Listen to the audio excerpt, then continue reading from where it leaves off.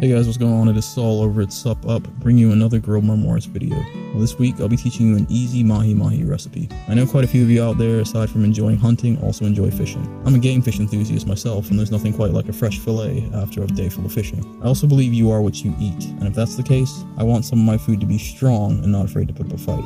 In this context, Mahi Mahi is your go-to option. Let's get started. Since I've already mentioned the word strong, for those of you who may not already know, Mahi Mahi is actually a Hawaiian term which means very strong, and literally translates to strong. It's a hardy fish that's not easy to catch, requiring patience, early mornings, and a sturdy rod holder on an even sturdier boat. I personally like Mahi Mahi as texture-wise it's not like regular whitefish, reminding me instead of heavier red meats, which is probably why it makes a damn good steak sandwich, or steak in general for that matter. And my second favorite fish would have to be barracuda, but that's another story for another day. Now this Mahi Mahi recipe only requires 5 ingredients max, all of which I'm fairly confident you already have stocked in your kitchen. If you're lucky enough to live in an area where you can fish for Mahi Mahi, you'll need to fillet the fish for steaks. Alternatively, you'll have to buy fillets. Enjoy. Okay, so this makes up to 4 fillets of chunky, tasty protein gains. Prep time is 5 to 15 minutes, depending on the size of the batch.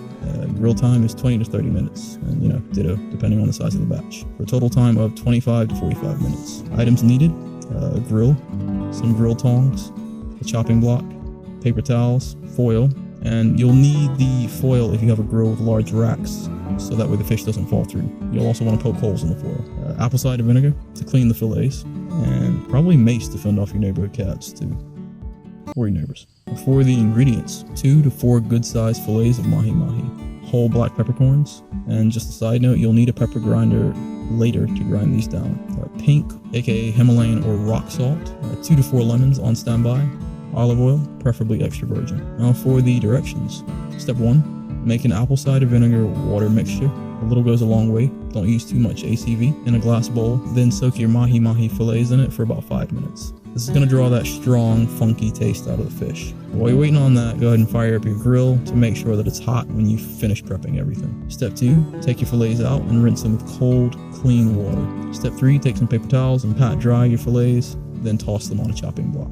Step 4, now this is the most important part. You're going to take your olive oil and rub it into the fillets. You're going to grab your salt and be generous with it.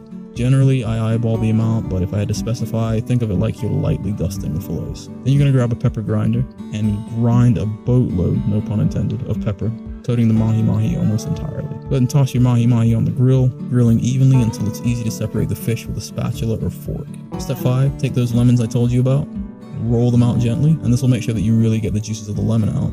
Cut them in half and squeeze half of the lemon juice over your fillets. Step 6, grill them for a minute or 2 extra, then pull them off the grill.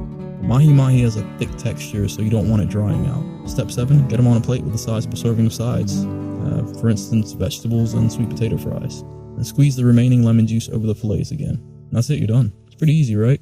A few things to mention though. Mahi Mahi, while having a hearty texture, is also an incredibly lean fish, meaning the protein count packs a punch at roughly 38 grams of protein per fillet, assuming your fillets are 160 grams. You could also say that per 100 grams of Mahi Mahi, you get 24 grams of protein. Now, if you've got a George Foreman grill, making blackened Mahi Mahi is ridiculously easy, no matter what season it is. Sometimes I like to use my Foreman grill, like I said, you've heard me mention it in previous videos. It's not sponsored, I just genuinely like the grill. Sometimes I like to use it when I don't feel like going outside. But grilling isn't the only thing you can do with Mahi Mahi. Whenever I get bored with grilling, making a batter and deep frying is my second favorite option. But here's a special note, I only deep fry in certain oils. You'll know the best oils to use if you've read SUPP Noble Whole Food Military Nutrition at Home. If you haven't, well, you know what to do. The link is in the description below and up on the screen. As you guys remember from a previous video, the SUPP special I did on meat eaters versus vegans, why you both suck. A good nutrition profile is all about diversity. Eating game fish like Mahi Mahi and taking a break from red meat or poultry is the perfect way to achieve this. Plus, you get nutrients from fish that you usually wouldn't get from red meat or poultry. And that is about it. If you like this video, share it, subscribe, and comment below. If you really like this video, but you don't have the SUPP guides yet, go ahead and buy them over at the SUPP website. The link is in the description below and up on the screen. They cost less than the shirt on your back, but unlike that shirt, the knowledge gained lasts a lifetime. Now, if you've already bought the guides, hey, thanks, then go ahead and check out the other gear in my shop. From nutrition supplements to apparel, you can pick up some whey protein for your next workout, new threads for that sleeve splitting arms day, or something else that'll help you remember that when it comes to fueling and training your body, once you learn how to, where you are matters less.